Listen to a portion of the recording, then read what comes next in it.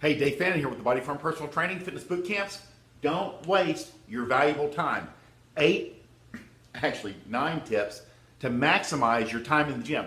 A lot of times when I do have people come in and see me, they say, I've been going to the gym for a while, but I'm not getting the results that I was looking for. Or they've been going to the gym for a while and they can never get traction, and they kind of like lose momentum because if you're not seeing results, for your efforts, not even some small wins, you're going to become very discouraged very quick and fall out. And then that reinforces that quitting habit, and that's not good at all. So 9 tips, and we're going to kind of bang through this because that's a lot. So what I always tell people is pick one. And one of these may not be exact ideal for you. They're a little bit more advanced, but pick one, put it into play, and let that new habit or that new trick get into play, and then you can go to the next one. So how to maximize your time in the gym. Maximum results, minimum time. We're all about efficiency.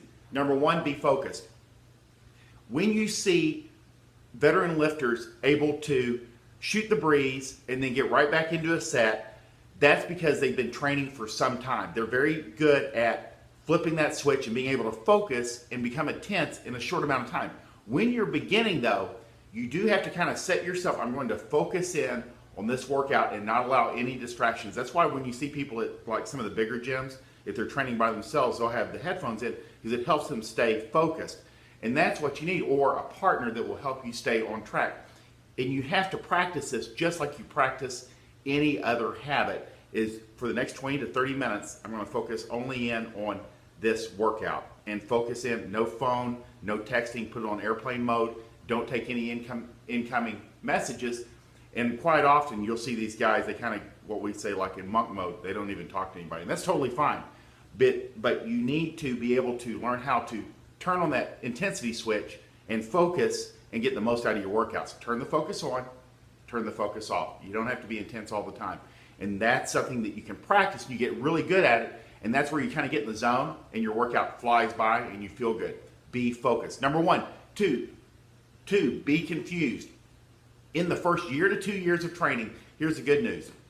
Damn near everything you do in the gym works, and that's awesome. But after about 2 years of training, you do have to start changing up your routine. The basics won't always get you more results because you pretty much maxed out all the basic moves, push-ups, squats, pull-ups, that sort of thing. The very basic movements. Be confused. That's where you get the old P90X muscle confusion because you're changing up your workout. And you can do it even easier if you're lifting weights, doing a little spin on some days, doing some yoga, swimming. Changing up what you're doing, the mode that you're training is as easy, if not easier, than changing up my workout routine, my weightlifting routine, even though there's benefit to that. But in that first year to 2 years, it's almost easier to change what you're doing because you're still going to get a benefit from it. If you're lifting weights 2 to 3 times per week, you kind of got your routine that works for you, and then you add in spin on one day, that would be awesome. And then you're like riding your bike on the trails, and then you're jogging one day, and you're doing yoga another day. I mean, that's a complete program, and you'll definitely be making progress. Number 3, be fed and hydrated. Try to get some protein in 2 to 3 hours before you train. Not too close because then you get nausea. But if you're feeling flat, let's say you train at 5, 6 in the afternoon, and the last time you ate was like noon, if at best, and that's a good 5 to 6 hours. Yeah, you're on empty. So eat some protein at least 2 to 3 hours before you exercise. You'll feel better. You'll have a little bit of something to run on. Anything closer than that, and we usually kind of like deal with a little bit of nausea, and that's no fun for anyone. And stay hydrated. Every once in a while, I have a very good veteran client come in and they'll be like, everything feels heavy and this sucks and I don't feel right. And normally we'll look back at like the last day or two and they're not hydrated. So make sure that you're getting that 8 of 8 and that you're properly hydrated, or drink water throughout the workout if you can, again, dealing with that nausea. But when you're hydrated and you have enough calories in you, you'll feel good.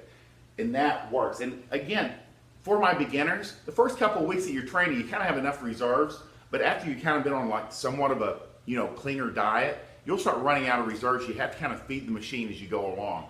So be strategic. Find out what the best time for you to work out is. Again, if you're having trouble making it in the evening, you have to become a morning person. If it's important to you, you prioritize it. You do it first thing in the day. And that first thing in the day can be like 6 a.m., 9 a.m., 12 p.m. But most people, and I have clients that have been with me a long time, they say, hey, you know, if it's not done by 1, it's not going to happen today. And that's okay, because you got to find out what works best for you. Back in the day, when I was doing a lot of bodybuilding back in the 80s and 90s, the prime time was 10 a.m. because all these guys were cops and firefighters and worked the nightlife.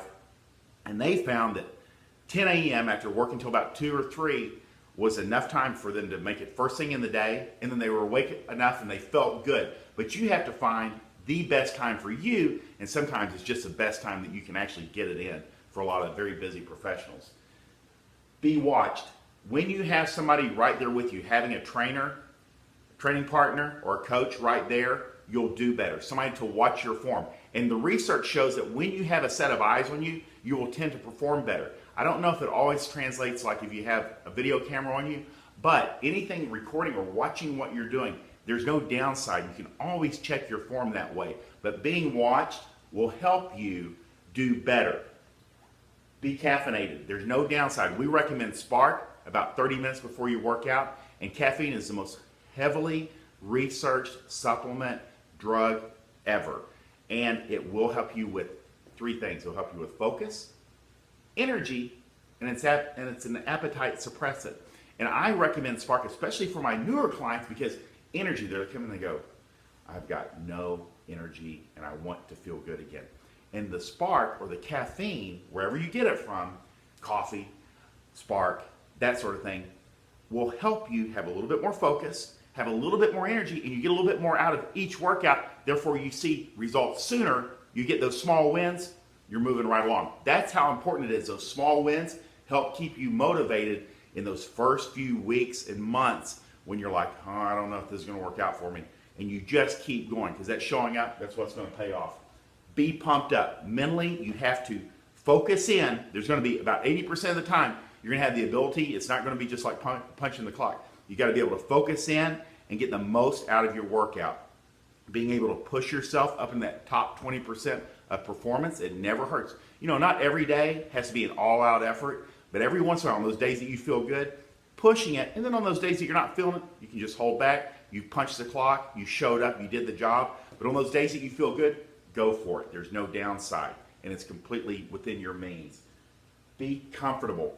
Wear clothes that you feel good in. Again, you know, like people say, hey, I'm not going to invest a lot of money.